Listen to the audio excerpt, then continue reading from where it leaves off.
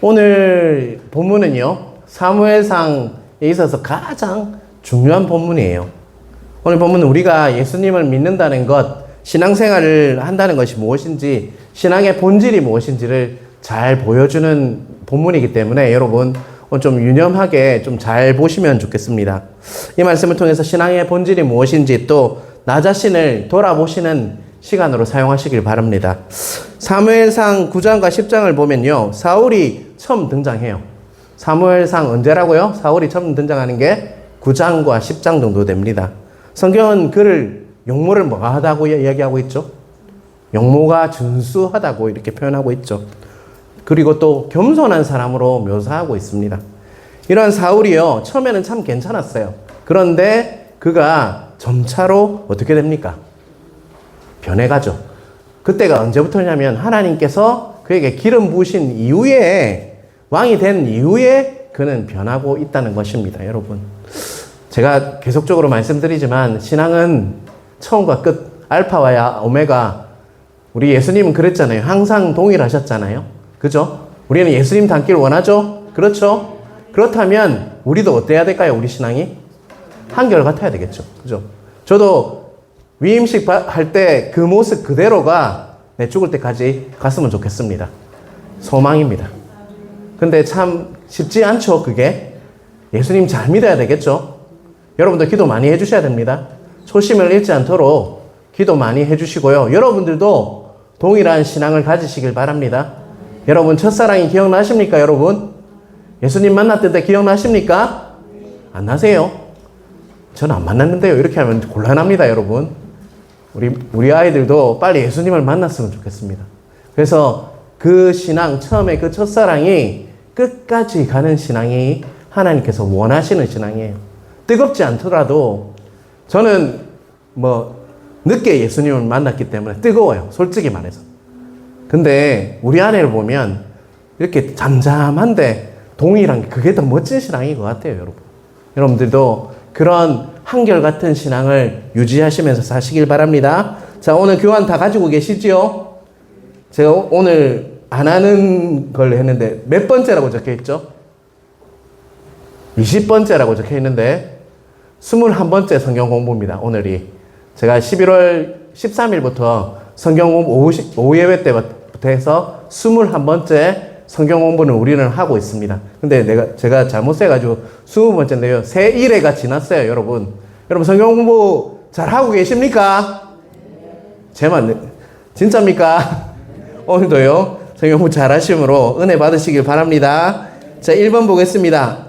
같이 읽겠습니다. 오늘 본문의 앞부분은 사울이 하나님 앞에서 저질렀던 가장 큰 실수를 보여주고 있습니다. 그것이 무엇인지 간략히 정리해 보십시오.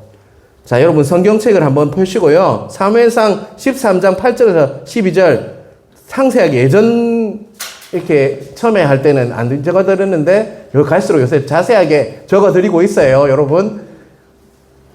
그리고 이 교환은요, 수요일날 새벽이 되면 다 나와 있습니다, 여러분. 오다 가다 이렇게 교환 가져가셔서 미리 좀 준비하시면 더 알찬 성경 공부가 되겠죠.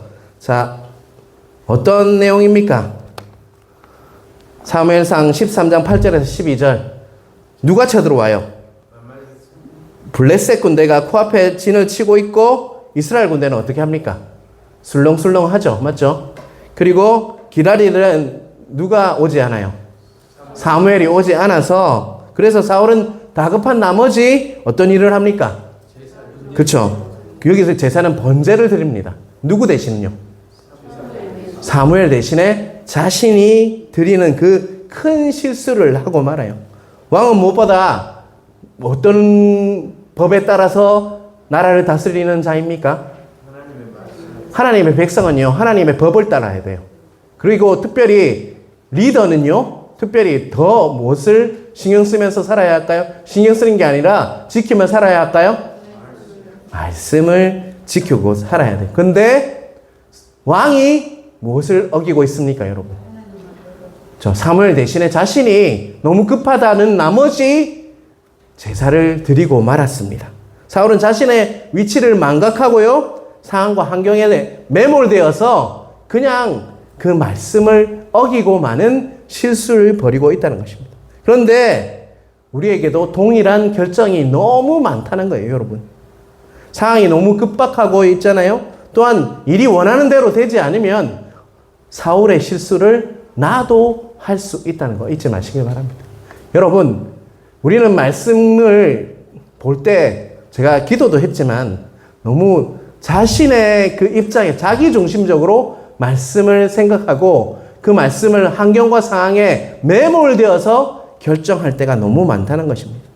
하나님의 말씀이 아니라요, 상황과 환경에 타협하고 사울의 실수를 할 때가 많다는 것입니다. 여러분, 성경을 볼 때요, 항상 사울의 실수를 보는 것이 아니라 그 사울의 실수를 통한 나를 보시길 바랍니다, 여러분. 그게 성경을 제대로 보는 거예요, 여러분. 말씀이 왜 거울이 되냐 하면 그 말씀, 아이고 사울 이 사람 정말 잘못했네, 그게 아니라 사울을 통해서 나의 실수를 보는 거기 때문에 말씀이 거울이 될 수 있다는 거 꼭 기억하시길 바랍니다.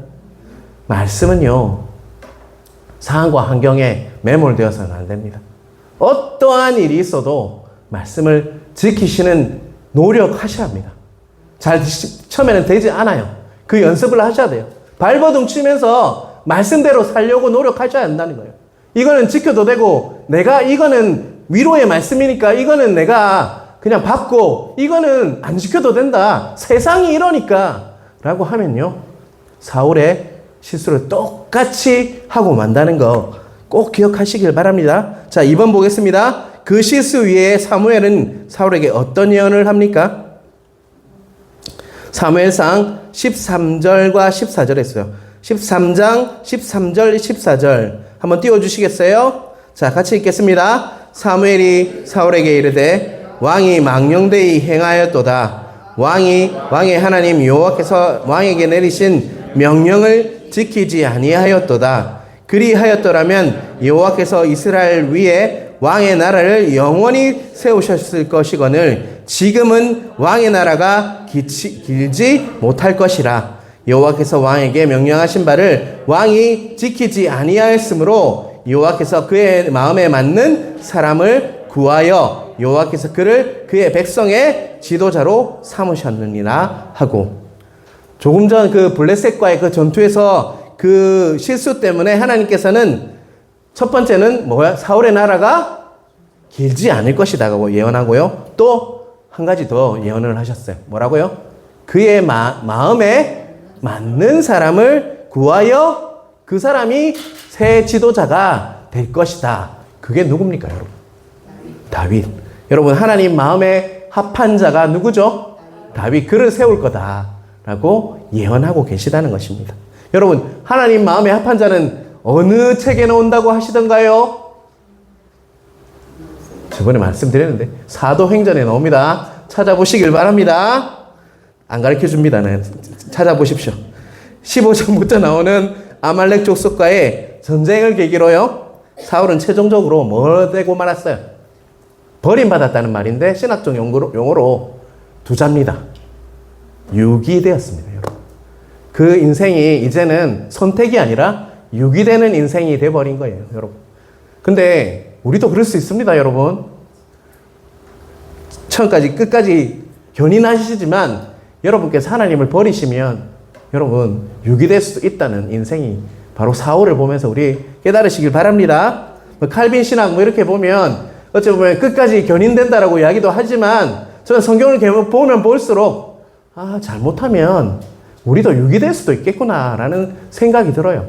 근데 이 신학적으로 봤을 때는 정말 어떤지 모르겠지만 성경을 보면 그렇다는 거예요, 여러분. 3번 분 보겠습니다. 하나님께서는 사울에게 아말렉 족속을 진멸할 것을 명령하셨습니다. 그 이유는 뭘까요, 여러분?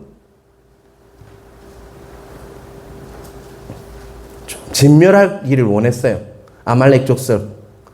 15장 2절을 보면요, 하나님께서는 이스라엘 백성들이 아말렉 족속을 벌하길 원한다라고 말씀하셨죠. 여기서 벌하다는 말은요, 살피어 책임을 묻는 걸 말해요. 다시 말해서 하나님께서는 이스라엘을 통해 아말렉 족속을 온전히 심판하기를 원했어요. 근데 요거 한번 볼까요? 출애굽기 17장 14절 16절 제가 읽겠습니다. 여호와께서 모세에게 이르시되 이것을 책에 기록하여 기념하게 하고 여호수아의 귀에 외워 들리라. 내가 아말렉 족속을 없이 하여 천하에서 기억도 못하게 하리라. 모세가 제단을 쌓고 그 이름을 여호와 니시라 하고 이르되 여호와께서 맹세하기를 여호와가 아말렉과 더불어 대대로 싸우리라 하셨다 하였더라. 출애굽기 17장에는요 아말렉과의 전쟁이 나옵니다. 이게 어떤 장면이죠 여러분? 모세가 그죠? 손을 들고 하면 어떻게 돼요? 이스라엘이 이기고 손을 내리면 아말렉이 이기는. 누가 나오죠? 우리 아이들은 아론과 풀이라고 해요. 자꾸 풀이 아니라 아론과 풀이나 딱풀도 아니고 풀이라고 하는데 아론과 풀이 옆에서 손을 올리면 이렇게 승리를 하고 그죠? 여러분 그런 자들이 되시길 바랍니다. 아론과 풀처럼 손을 들어주는 그런 동역자들이 되셔야 돼요, 여러분. 그 전쟁에서 이기는 전쟁이 누구의 전쟁이라고요? 아말렉과의 전쟁입니다. 14절은 특별히 아말렉을 어떻게 생각하는지 잘 말씀하고 있어요. 뭐라고 하고 있죠? 14절에 보면요. 여호와께서 모세에게 이르시되 이것을 책에 기록하여 기념하게 하고 여호수아의 귀에 외워 들리라. 내가 아말렉을 뭐 어떻게 한다고요? 없이 하여 천하에서 뭐 한다고요? 기억도 못하게 한다. 여러분 이렇게 완곡하게 표현되어 있지만 하나님의 마음이 느껴지십니까? 얘들은 도저히 내가 용서할 수 없다. 왜 그런지는 좀 나중에 조금 전에 좀 이따가 설명을 할 건데요. 하나님의 그 마음이 느껴지십니까? 생명책에서 이제 지워버리겠다라고 말씀하고 있어요. 자 16절을 보면요. 여호와가 아말렉과 더불어 어떻게 싸우더라고요? 대대로 계속 싸우라는. 이 애들은 그냥 진멸시켜야 되겠다. 내가 이 아이들을 그냥 놔둬서는 안 되겠다. 완전히 제거해야 되겠다라는 마음을 느끼시길 바랍니다. 한 번의 전쟁이 아니라요. 대대로 하나님께서 친히 아말렉과 싸울 것이다 라고 선포하고 계시다는 것입니다. 아말렉은요 이스라엘이 출애굽해서 가나안 땅으로 나아갈 때 처음으로 그 길을 뭐 했던 자입니까? 가로막았던 자들이에요. 그들은 원래 누구의 후예냐면 에서의 후예예요. 결국 현통적으로는 이스라엘과 뭐 하는 겁니까 여러분?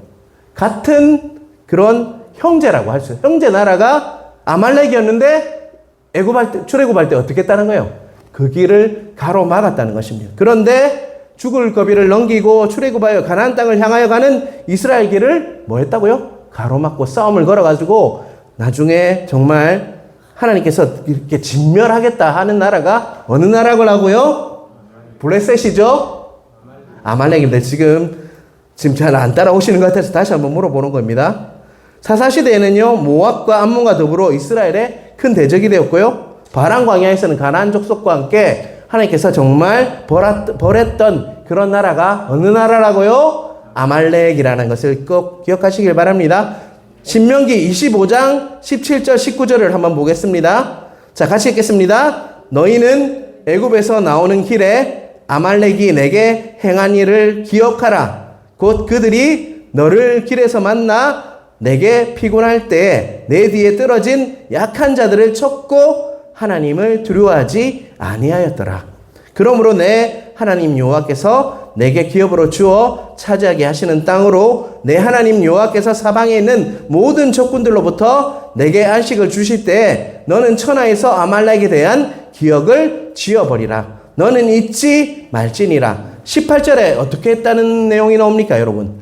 그들이 너를 길에서 만나 언제 이렇게 그들이 쳤다는 거예요? 내가 피곤할 때 또 누구를 쳤다고 이야기하고 있어요? 떨어진 약한 자들을 쳤다라고 이야기하고 있어요. 그리고 또 진짜 중요한 이유는요. 하나님을 두려워하지 않았다. 그 행동이 하나님을 두려워하지 않았기 때문에 나오는 건데요.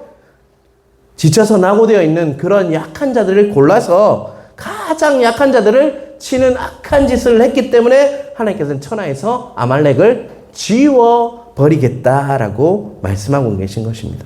이토록 악한 세력인 아말렉을 지워버리기 위한 전쟁이 아말렉과의 전쟁이었어요. 그토록 기다리던 뭐가 온 겁니까? 심판의 그 전쟁이 지금 눈앞에 와 있어요. 자, 그런데 이 중요한 전쟁에서 사울이 사울에게 명령하셨습니다. 자, 15장 사무엘상 15장 3절을 볼게요. 자, 같이 읽겠습니다. 지금 가서 아말렉을 쳐서 그들의 모든 소유를 남기지 말고 진멸하되 남녀와 소아와 젖먹는 아이와 우양과 낙타와 나귀를 죽이라 하셨느니라. 여기서 하나님께서는 모든 것을 뭐 하라고 하고 있습니까? 진멸이라고 하고 있어요. 구약 성경에 진멸이라는 단어가 잘 나오지 않는데요. 헤렘이라고 해요. 헤렘. 뭐 이것까지는 외울 필요 없습니다. 진멸하다. 이 말은요, 모든 생명을 죽이고 모든 소유를 다 파괴하는 것이 뭐라고요? 진멸하다는 뜻입니다.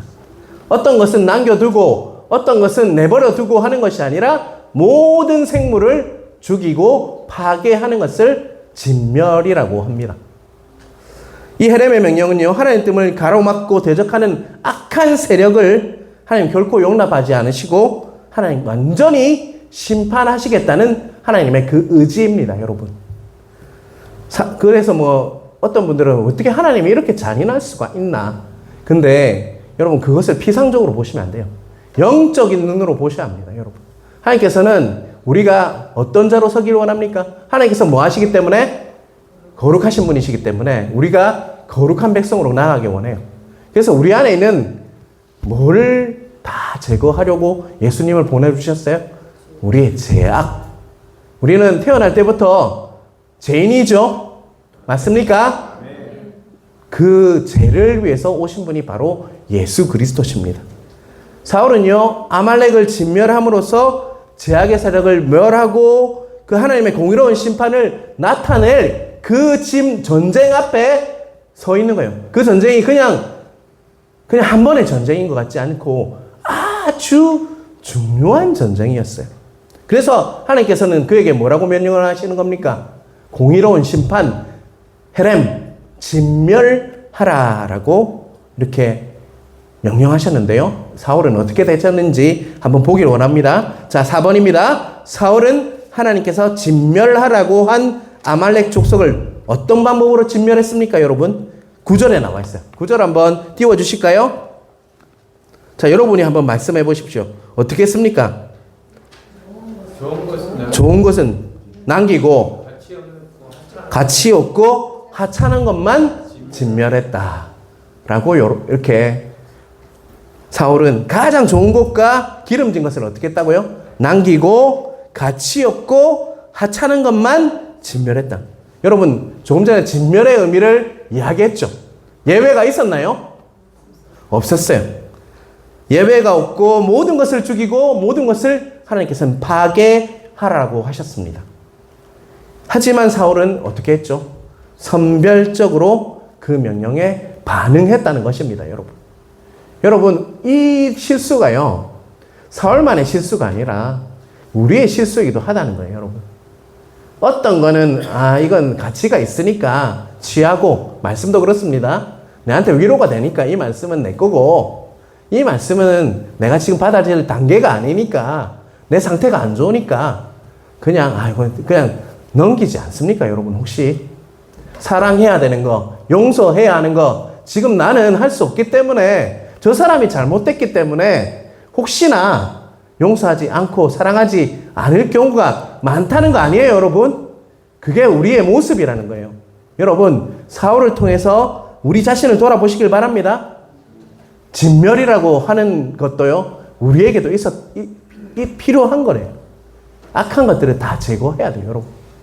그렇지 않으면 우리는 자꾸 넘어지게 되어 있어요. 근데 우리 스스로 그 악한 것을 제거할 수 있습니까?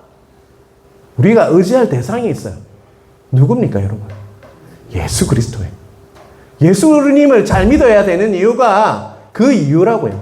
우리가 예수님 의지하지 않으면 백날 넘어집니다. 저도요. 하루에도 12번 넘어지는 게 우리라는 거예요. 하나님께서 사울에게 하셨던 진멸하라 이 명령을요, 우리에게도 지금도 하고 계십니다.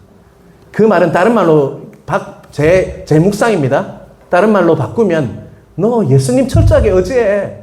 제발 예수님 의지해. 그렇지 않으면 넘어져라고 말씀하신다는 것입니다, 여러분. 예수님 철저하게 의지하시길 바랍니다. 우리 다른 말로 하면 예수님 잘 믿는 거. 여러분 의지하시길 바랍니다. 예수님 잘 믿고 계십니까? 이제 대답이 작아지십니까, 점점? 예수님 잘 믿읍시다, 우리. 저도 부족하고, 여러분들은 완벽하시죠? 우리 잘 해봅시다. 그렇죠? 자, 5번입니다. 하나님께서는 사울이 아말렉 전쟁을 보시고 사무엘에게 무엇이라고 말씀하시고 그 말씀을 듣고 사무엘은 어떤 반응을 보입니까? 10절, 11절입니다. 자, 같이 읽어볼까요? 여호와의 말씀이 사무엘에게 임하니라. 이르시되 내가 사울을 왕으로 세운 것을 후회하노니 그가 돌이켜서 나를 따르지 아니하며 내 명령을 행하지 아니하였음이니라 하신지라. 사무엘이 근심하여 온 밤을 여호와께 부르짖으니라. 여호와께서는 사울 왕을 세운 것을 뭐 한다고 말씀하고 계십니까? 자신의 속내를 드러내신 거죠. 이제 후회한다. 내가 정말 후회한다. 그리고 그 말을 듣고요, 사무엘은 어떻게 했습니까? 근심하여 온 밤을 여호와께 부르짖었더라. 이렇게 이야기하고 있어요. 이 말은요, 그냥 밤새도록 막 감 질렀다 이 말이 아니에요. 어떻게 기도했을까요? 정말 눈물을 흘리면서 정말 안타까워하고 그 불쌍히 여기는 마음으로 그 영혼을 위해서 기도했다는 것입니다. 반면 6번을 보겠습니다. 하나님의 말씀과 사무엘의 반응과 달리 사울은 어떻게 행동하고 있습니까? 두 가지입니다. 12절, 13절. 뭐라고 이야기하고 있죠? 12절에 보면요. 참 과간입니다. 자, 사무엘이 사울을 만나려고 아침에 일찍 일어났더니 어떤 사람이 사무엘에게 말하여 이르되 사울이 갈멜에 이르러 뭐를 위하여? 자기를 위하여 기념비를 세우고 발길을 돌려 길갈로 내려갔더라 하니라.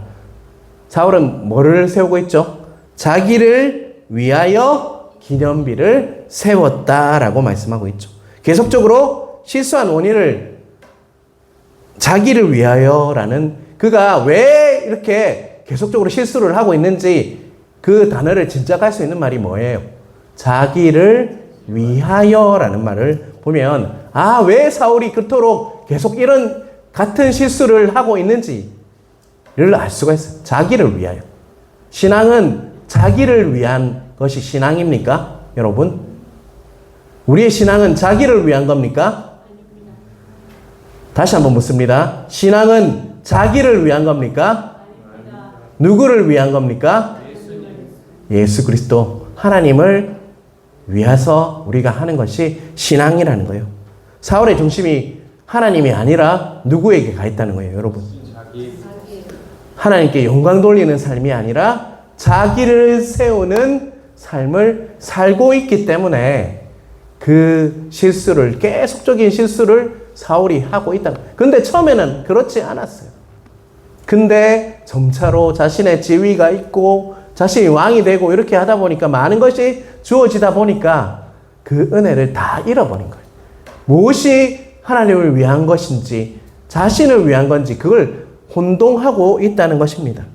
자신을 세우고 자신이 영광받기 위한 삶이 바로 사울의 삶이라고 할 수가 있죠. 자, 13절을 한번 같이 볼까요? 사무엘이 사울에게 이른즉 사울이 그에게 이르되 원하건대 당신은 여호와께 복을 받으소서. 내가 여호와의 명령을 행하였나니. 근데요, 무서운 거는요, 자신이 뭘 하고 있다고 하고 있어요? 13절 끝에 보면 여호와의 명령을 행하였다라고 이야기하고 있어요. 여러분, 이게 무서운 거예요. 사울은 자신이 자기 기념비를 세우는 게 누구를 위하고 있다고 이야기하고 있어요? 여호와를 위한 행동이다. 나는 또 하나님께서 명령하신 대로 다 살았다 라고 고백을 하고 있다는 거죠. 무섭습니다, 여러분. 그렇지 않습니까, 여러분? 우리가요, 우리 자신을 모릅니다. 저도 잘 모릅니다.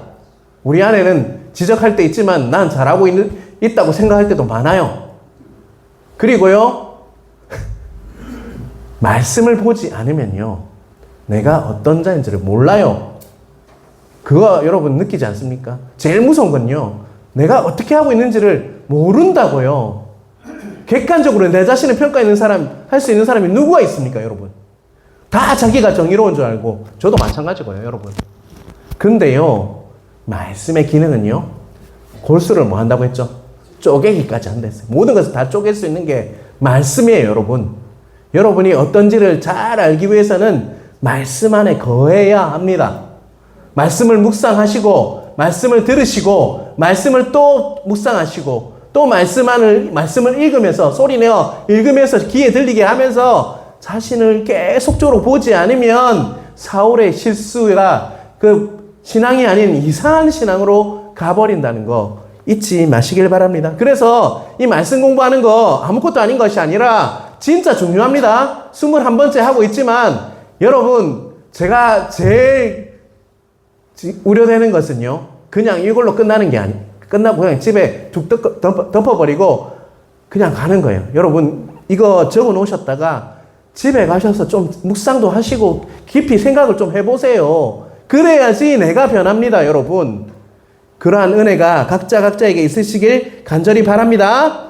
예, 7번 보겠습니다. 15절 후반부는 사울이 자신의 실수에 대하여 어떤 태도를 가지고 있는지 잘 보여주는 단어가 있습니다. 그것을 찾아보세요. 15절에 보면요, 후반부하고 전반부에 보면 대조적으로 이렇게 제시하고 있는 단어가 있어요. 두 단어를 찾으시면 돼요.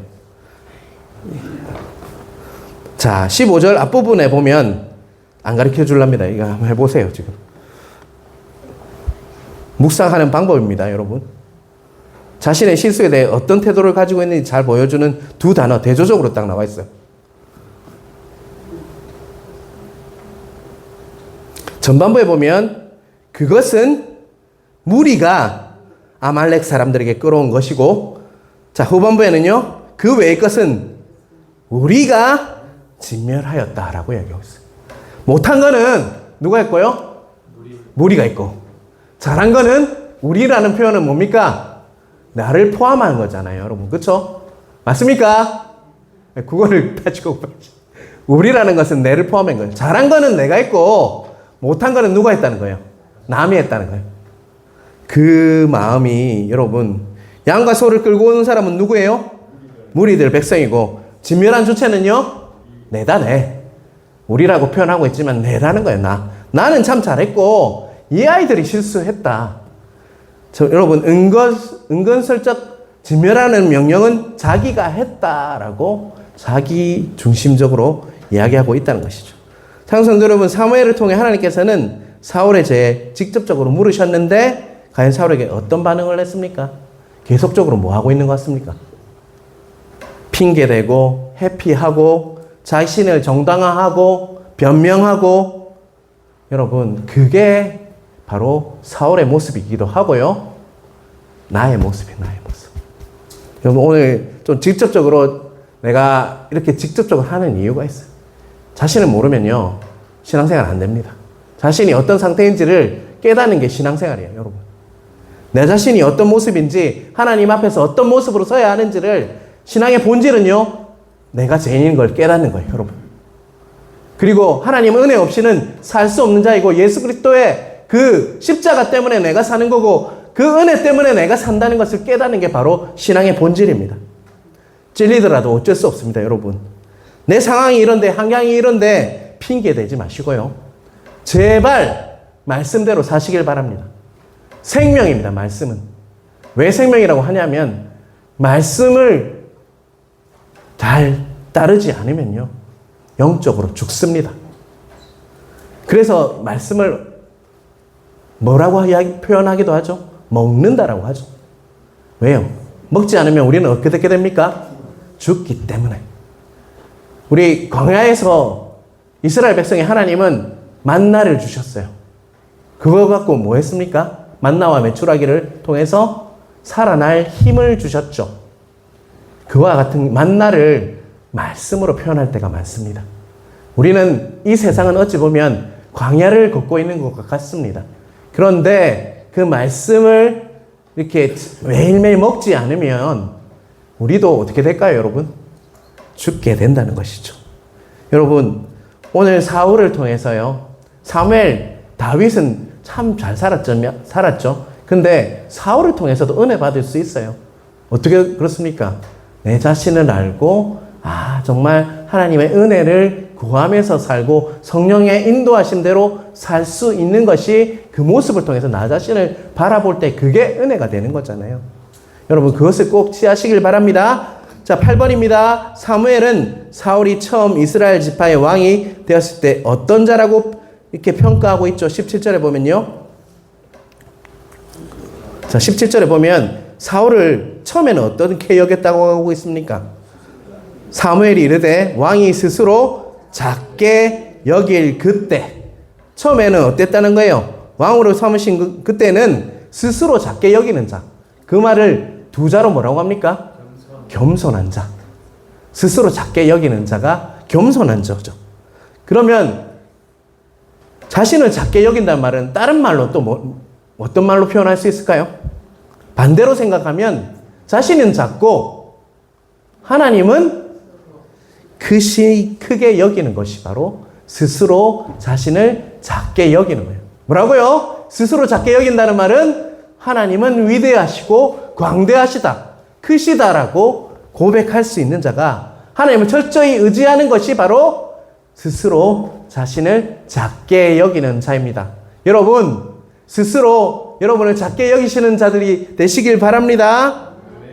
그분은요, 하나님을 철저하게 의지하는 자예요. 왜요? 하나님의 크심을 알기 때문에. 얼마나 위대하시고 강대하신 이 우주를 만드시고 지금 버티칼로 가려져 있어서 안타까운데요, 이 아름다운 청도 땅을 만들어주신 분이 누굽니까, 여러분? 하나님 아버지. 그것을 믿으십니까, 여러분? 내가 얼마나 작은 자인지, 하나님이 얼마나 크신 분인지를 아는 것이 또한 신앙생활의 본질이라고 할 수 있습니다. 여러분, 말씀을 통해서 하나님이 얼마나 크신지를 깨달으시길 바랍니다. 시편에 보면요, 다윗은 정말 그렇게 고백해서 하나님이 정말 크십니다. 하나님 아름다우십니다. 광대하십니다. 위대하십니다. 이 표현은요, 저는 다르게 느껴요. 자신이 얼마나 작은 자를 아는 거예요, 여러분. 스스로 자신을 작게 여기는 은혜가 각자에게 있으시길 주님의 이름으로 축원합니다. 9번을 보겠습니다. 사울이 처음 왕이 되었을 때 태도를 잃어버린 이유를 무엇이라고 말씀하고 있습니까? 18절, 19절에 있는데요. 19절에 보면 있어요. 여러분 한번 찾아보시겠습니다. 하나님 말씀을 청종하지 않으시고 네. 여호와의 목소리를 청종하지 아니하고.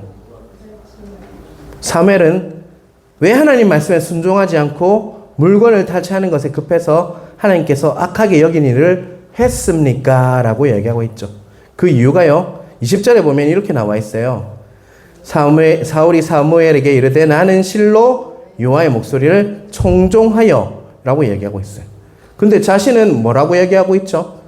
청종했다고 생각하고 있어요. 21절입니다. 다만 마땅히 멸할 것 중에서 가장 좋은 것으로 길가에서 당신의 하나님 여호와께 제사했다. 여러분, 그럴싸한 모습으로 자신을 포장하고 있지만 멸할 것 중에 가장 좋은 거는 어떻게 했습니까? 남겼다는 것이죠. 여러분, 하반부에 21절 하반부에 보면 다만 마땅히 멸할 것 중에서 가장 좋은 곳으로 길가에서 당신의 하나님께 여호와께 제사하려고. 여러분, 여기서 나의 하나님이라고 이야기하고 있습니까? 아니면 당신의 하나님이라고 이야기하고 있습니까? 사울 나의 하나님이 아니라 지금 당신의 하나님은 누구의 하나님이에요? 사무엘의 하나님, 사무엘의 당신, 그 하나님이 당신의 하나님이라고 표현하고 있다는 거죠. 지금 사울과 지금 하나님 관계가 이 단어 하나만 봐도요, 얼마나 먼지를 우리는 깨달을 수가 있다는 거예요. 지금 하나님과의 관계가 사울이 어떻다는 거예요? 점점 소원해지고 있는 거예요. 점점 멀어지고 있어가지고 자신의 하나님이 아니에요. 이제는 당신의 하나님이라고 표현할 정도로 하나님과의 관계가 멀어져 있다는 것입니다. 자, 10번입니다. 22절은 오늘 본문의 핵심 구절이며 신앙의 본질을 담고 있습니다. 무엇인지 간략히 적어 보십시오. 자, 22절 같이 읽어볼까요? 사무엘이 이르되 여호와께서 번제와 다른 제사를 그의 목소리를 청종하는 것을 좋아하신 같이 좋아하시겠나이까. 순종이 제사보다 낫고 듣는 것이 순양의 기름보다 나으니. 하나님께서는 번제와 제사보다 무엇을 더 원하시는 것 같습니까, 여러분? 하나님의 목소리를 청종, 잘 듣는 것을 원하신다는 것이죠. 순종이 제사보다 낫고 듣는 것이 순양의 기름보다 낫다라고 분명히 말씀하고 있죠. 그리고 여러분 여기서 한번 묵상을 해보세요. 청종, 순종, 듣는 것의 공통점은 뭘까요, 여러분? 순종, 청종, 듣는 것의 공통점. 이것이 뭐 하는 행위입니까, 다? 듣는 거잖아요, 듣는 거. 철저하게 듣는 행위죠. 듣는다는 말은요, 혼자 할 수 있어요, 여러분?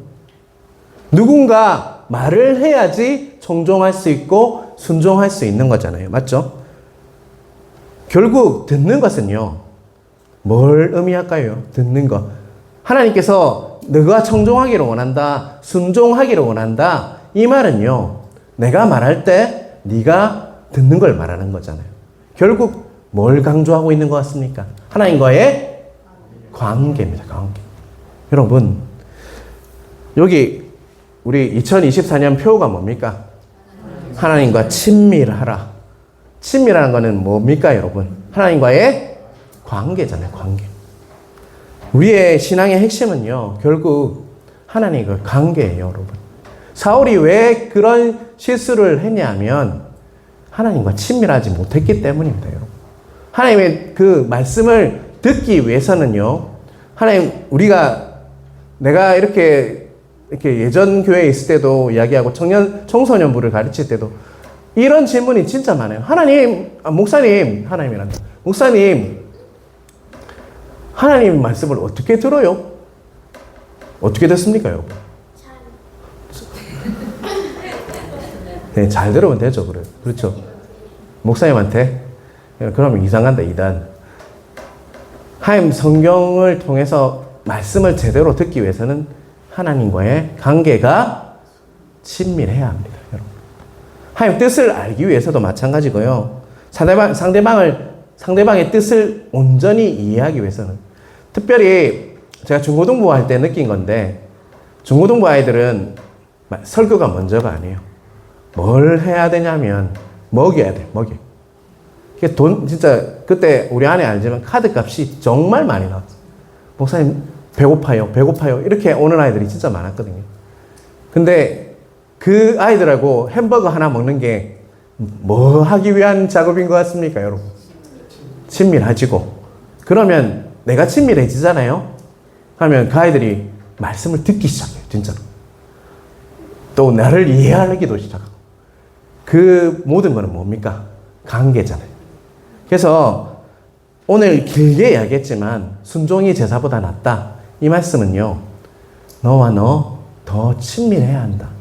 여러분을 이해하시길 바랍니다. 하나님과의 관계, 그리고 우리 성도들과의 관계가 정말 중요합니다, 여러분. 여러분, 그 5월 5일 날 행사하는 거 기도 많이 하고 있습니다, 여러분.